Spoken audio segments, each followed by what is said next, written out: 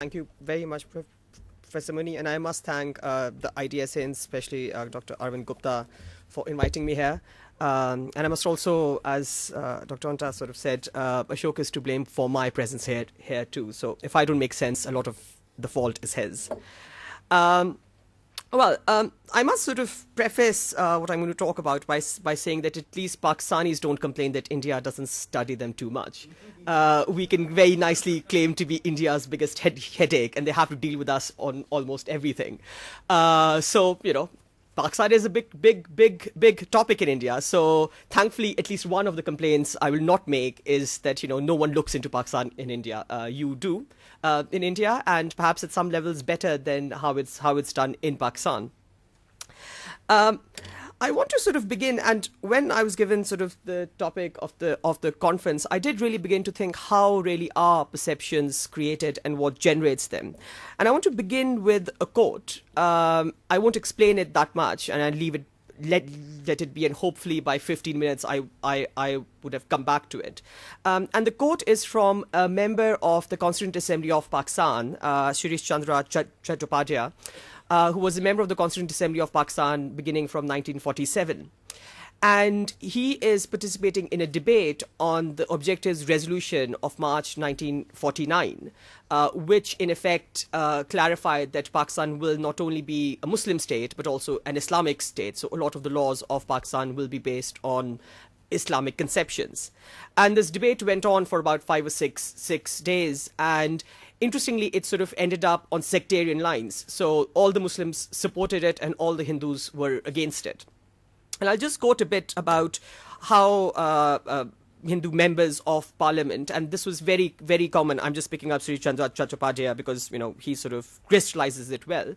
But all the other members of parliament also mention it in the same ways. So he says, and I quote, "Even in Muslim countries, there are people of different religions. They do not call themselves a majority or minority party. They call themselves as members of one nation, though professing different religions. If Muslims call themselves Pakistanis, will the non-Muslims also call themselves Pakistanis? What will they call themselves?" And then he goes on to narrate, "Otherwise, if you call me non-Muslim and call yourself Muslim, the difficulty will be if I call myself Pakistani, they will say to you that you must be a Muslim. This happened to me," he's talking about himself, "when I had been to Europe. I went there as a delegate of Pakistan. But when I said I'm a delegate of Pakistan, they thought I was a Muslim. They said, but you must be a Muslim because you are a Pakistani. A Hindu cannot remain in Pakistan was their attitude. I said, but no, I am a Hindu and a Pakistani. But then you cannot call yourself a Pakistani. Then I explained everything and told them that there are Hindus in Pakistan as well as Muslims, and then we are all Pakistanis. That is the position. Therefore, what am I to call myself? I want an answer to that. I want a decision on this point from my esteemed friend, Mr. Yaqoob Khan, who was the Prime Minister of Pakistan at that point." So I just want to leave you with this quote, because this in some ways forms the base of Pakistan's perception towards India and the way Pakistan thinks, in effect, of the world, which is also related to India. So how really are perceptions created? When I was thinking about this, I thought, what are the different ways in which perceptions are created? In this gathering, since so many people in India do work on Pakistan, I won't go in detail in the major ones, and I'll focus on something that I kind of work on of history and historical memory. But just to give sort of, a slight base of what kinds of things are. Of course, there's textbooks, there's press, media, literature, different kinds of organizations. There are lots of extremist organizations in Pakistan that perpetuate a particular view of India. But then there's also people-to-people contact, the different groups that go from India to Pakistan and from Pakistan to India. They also create a perception. So all these different things create a perception, and I'll speak a little bit about all the others and then come back to my main thing on history. So the press, as in every country, is very important in creating perceptions for another country. The press in Pakistan for a long time had been very much anti-India, primarily because of the Kashmir issue. I remember when I was a kid, PTV Pakistan Television, which up till very recently was the only channel in Pakistan, used to telecast a program on burning Kashmir every single day. And even though we didn't know much about Kashmir, the theme song of the program I can still recall because all of us watched it. And that really kept the narrative going that, India is killing all the Muslims in Kashmir and therefore we must not like India. And then you had newspapers that publicly said that they are there to defend the ideology of Pakistan and they're there to defend Pakistan against India. Newspapers like the Nawai Waqt and its other incarnations in the news media are very clear that they're very much anti-India. But what's happened, and that's, I think, a very interesting thing, what's happened in the last 10 years, 10, 15 years, and especially since since President Musharraf's time in Pakistan, is that the liberalization of the media in Pakistan has diversified its opinion on India. And the primary thing that I want to point out here is, the Amkyasha initiative by the Jung Group in Pakistan and the Times of India here. The Jung Group is a huge, I'm sure that you know about this, it's a huge media house in Pakistan, the largest media house in Pakistan. And that group, with its various news channels, Geo TV, with its newspapers, Jung and the News, and all its other wings, is very much committed to peace with India. So now you see that the biggest media house in Pakistan, quite publicly actually, supports peace with India. And very recently, a lot of people actually said, oh, the Jung Group, gets money from the US and from Britain to actually do all of this. And there are all these conspiracies about this. And what was fascinating was that the Jung Group just came out and said, well, if anyone has any evidence, please counter us on that, because we are not going to stand back from this. 20 years ago, that would have been impossible. So now you clearly have a very big media group in Pakistan supporting peace with India and trying to change perceptions of India. With that, obviously, we do have the media group like the Nawai Waqt Group. They also have a TV channel and an Urdu and an English newspaper and several other things that are very clearly anti-India. But what is very clear, and if you have a review of the press in Pakistan, what is very clear is that anti-Indianism has dramatically gone down in Pakistan, and that now the press is actually split. I must say that, it's always quite fascinating that when there is some attack, let's say, on the LSE or something like that, questions are raised if the Pakistani side was wrong. 10, 15 years ago, no one would even dare to even say those things. So now that perception has sort of changed. And mainly, I think that perception has changed because of the fact that Pakistan is no longer that much interested about the fate of Kashmir. Lots of terrorist attacks in Pakistan, economic instability, and a whole host of other things have actually made Pakistanis not care much about Kashmir. I work in a university, and every now and then I sort of take kind of a perception survey of my students, which come from all over Pakistan, of what they think of Kashmir. And it was quite fascinating, and I've written about it in a couple of newspapers. 2 years ago, I wrote a newspaper article and said, and argued that time to forget Kashmir. And, 10 years ago, I would have been called up by some intelligence agencies that, how dare you write an article like this? No one really reacted. And a number of people said, yes, actually, perhaps it is time to forget Kashmir. So a year and a half later, I said, well, let me follow up on that and try and see what people think. So I hold discussion sessions in my college on topics of concern, of current concern. They're sort of student-faculty exchanges. And usually at those exchanges, we get round about 80 to 100 students.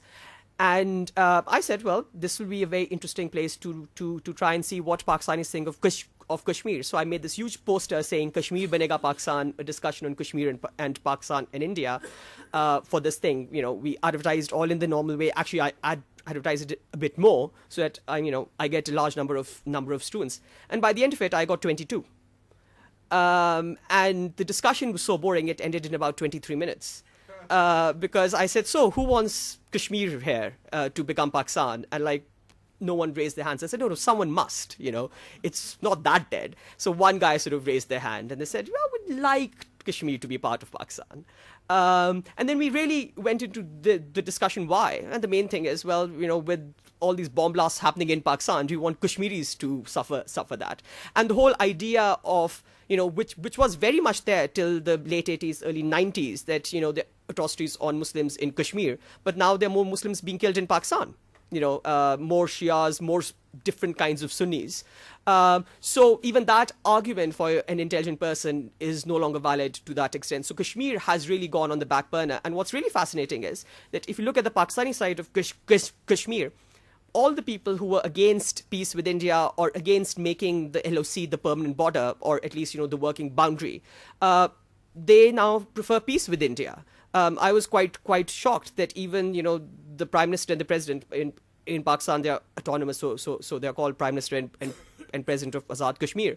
Even they have publicly said that we should just settle the issue.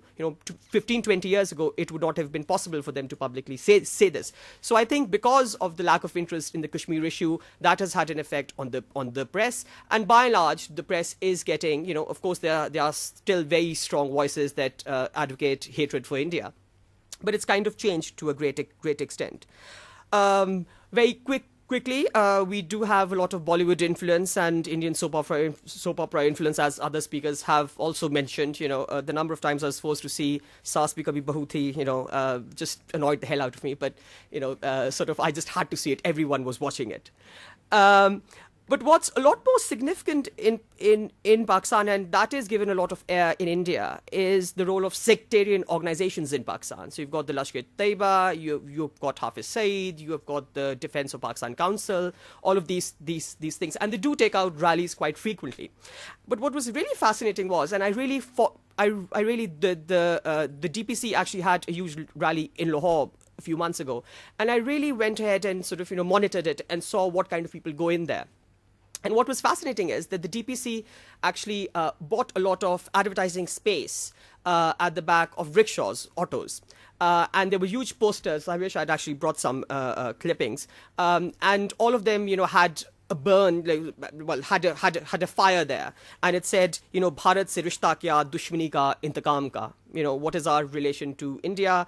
It is of revenge and of them being the enemy. And you saw a lot of these posters throughout the city. And the advertising was really good. The posters were really well made. They were in all the prominent places in Lahore. And normally thinking, I would have expected hundreds and thousands to actually turn up. But if you actually look at the rally, a good number turned up. But what was fascinating was all of them were really from working class backgrounds. You have a huge disengagement of the middle class with this issue, and a complete, practically, disengagement of the upper class from the issue of hatred with India. And the working class, and I haven't done that much research, but anecdotally, I think it's pretty obvious. For them, it's more of an interest because they got free biryani there. That is a very big driver for politics in Pakistan, and I'm sure at least in Indian Punjab here, you give them free food and they'll turn up. And the other thing is, it was a holiday. It's a nice place to have a picnic. And a lot of people, and I did actually go to the periphery and ask people, why did you turn up? And very few of them said, we just want to, kill Indians and hate India because they're doing X, Y, and Z in Kashmir. They said, well, it's a nice day and we thought we were promised free biryani. So yes, there is that percentage that is still virulently anti-Indian, and the DPC is there and Lashkar-e-Taiba is there, but their reach, as it used to be about 10 years ago, is no longer there to that extent. The public support that they used to get is no longer there. I remember even 15 years ago, there were boxes outside shops in Pakistan saying donate to Lashkar-e-Taiba, donate to the jihadi organizations. And now you don't see them anywhere. You actually see, Shaukat Khanum Cancer Hospital boxes. So a lot has changed. And that is why you actually see that these organizations don't recruit that much in Pakistan. So the numbers have really gone down. The thing that I really want to focus on now, and that's really what I sort of work on, is the process of history and historical memory in creating the perception of India in Pakistan. And that, I really think, is the most complicated bit. And that really problematizes bettered relations between the two countries. Now, and here's where I come back to the original quote that I gave from Sri Chattopadhyay, is that Pakistan always, for a long time, defined itself as a Muslim country. Only Muslims kind of live there, and that India is a Hindu country. And that is the basic parameter in which Pakistan sort of sees the world. Pakistan sees the world really in terms of religion. Says you are a Muslim country, you are a Hindu country, you are a Christian country, and that is what it is. Like, I even tell my students at times that, Europe technically has a lot of Christians, but Christianity has nothing to do with most of the politics. And they're like, but How? Because they are Christians. So, the bishops and the priests and everyone there must have a lot of influence on the politics there, but they don't, and it's very hard for them to actually imagine that. And the two-nation theory, really the basis for the creation of Pakistan was the fact that we've got Hindus and Muslims in India, and that Hindus need a country and Muslims need a country.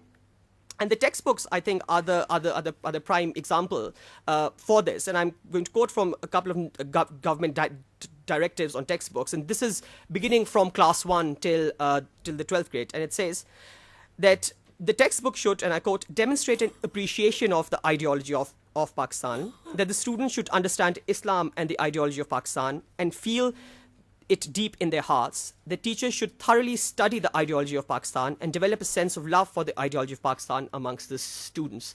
So the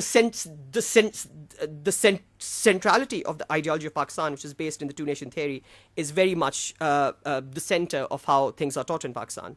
It also says teachers should create sentiments for the protection of the ideology of Pakistan and love for the country. So if the ideology is the two-nation theory, that Muslims are a separate nation and need a separate country, and need separation from Hindus, then that really forms the core of it. And it also forms the core of it that when India is taught in Pakistan, and very infrequently, and I'll just mention that towards the end, that Indian Muslims are rarely mentioned, because that would again jeopardize and compromise the existence of Pakistan. How can there be Muslims in India while actually Pakistan was created just for the Muslims?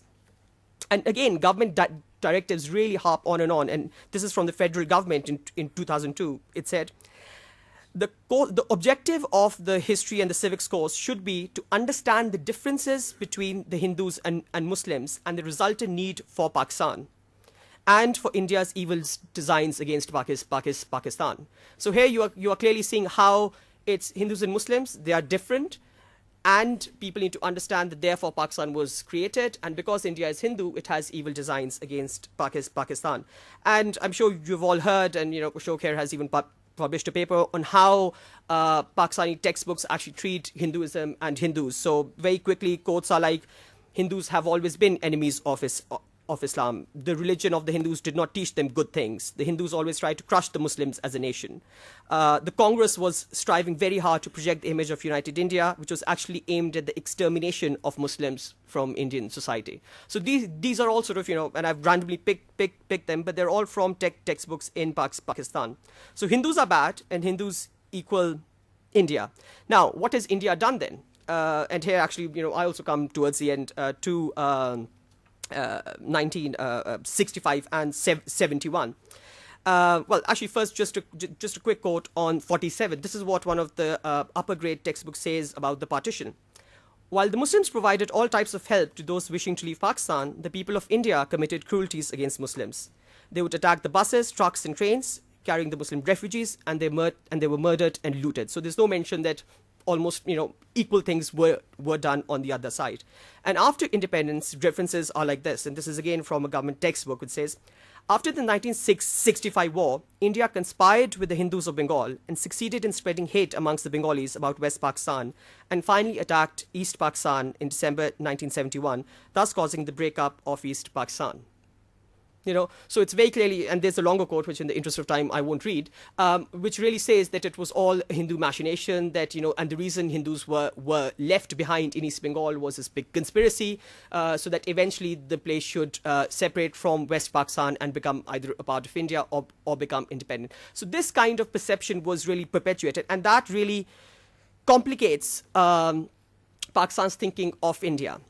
The last point that I want to make is that another factor which is quite central is the fact that, and since you all know that Pakistan has had over 30 years of military rule, the heroes that are only talked about in Pakistan, except for Jinnah and Liaquat and sort of early Islamic heroes like the caliphs and all that, are all military heroes. From grade 2, and I've checked it, from grade 2 Urdu textbook till grade 12, every year there is a chapter about a national hero, and all of those national heroes are people who died in a war against India.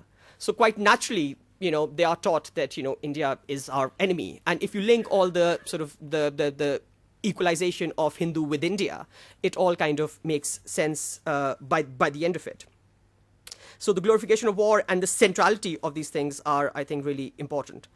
And I think that really complicates how Pakistan sees India. And I think also the fact that a lot of Pakistanis saying that India has never accepted the partition, that really complicates Pakistan's relationship with India. So what to do, And here I sort of jump into a bit of policy. I raised a few questions. But last quick things about policy. Till 1961, government schools in Pakistan used to teach ancient India and medieval India. So they, knew about the Guptas, about Ashoka, about the Hindu Shahi kingdoms and everything. That was taken out in 1961. So people have no clue about these things. Just last 3 minutes. Last minute, actually. Last 3 points. But and they should do that. And the other bit is teach modern India.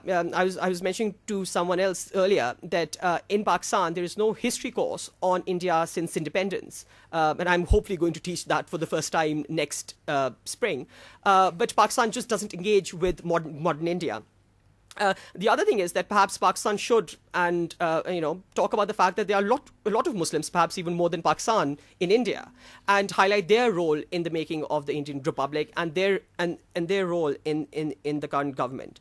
And lastly, really, Pakistan has, so the main argument that I really want to present here is that the way Pakistan thinks of India is really what it thinks about itself. If Pakistan is a Muslim country, that India really has to be a Hindu country, because that is really the reason for the existence of Pakistan. So to help Pakistan get out of it, and this is sort of the policy recommendation line, that India should make Pakistan a lot more comfortable about its existence and say, no, we don't want to take you over. It does exist. We accept that.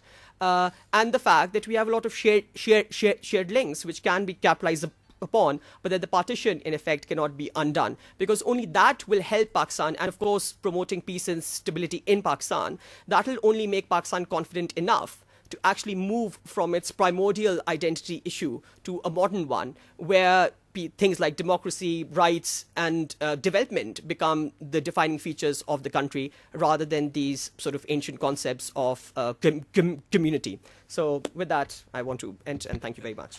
Thank you.